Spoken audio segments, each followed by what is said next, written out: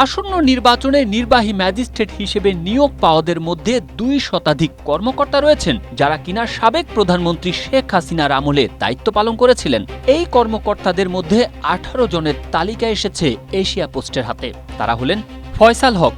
উপপরিচালক নিপট; দীপন দেবনাথ, সিনিয়র সহকারী সচিব, রেলপথ মন্ত্রণালয়; ফেরদৌস ওয়াহি, উপপরিচালক, জাতীয় উন্নয়ন প্রশাসন academy; Sayedul Arefin, charge officer, Diara settlement, Dhaka; Sheikh Nurul Alam, নির্বাহী কর্মকর্তা, জেলা পরিষদ, পিরোজপুর; পিন্টু ব্যাপারী, প্রধান নির্বাহী কর্মকর্তা, জেলা পরিষদ, ভোলা; বারিউল করিম খান, উপসচিব, অর্থ বিভাগ; মোহাম্মদ কামরুল হাসান সোহেল, বিপিএম; তৌহিদ এলাহি, উপপরিচালক, দুর্যোগ ব্যবস্থাপনা অধিদপ্তর; নাহিয়ান আহমেদ, উপপরিচালক, জাতীয় যুব উন্নয়ন ইনস্টিটিউট; জিয়াউল ইসলাম চৌধুরী, উপপরিচালক, জাতীয় উন্নয়ন প্রশাসন একাডেমি; পারভেজুর রহমান, নির্বাহী কর্মকর্তা, জেলা পরিষদ, কুড়িগ্রাম;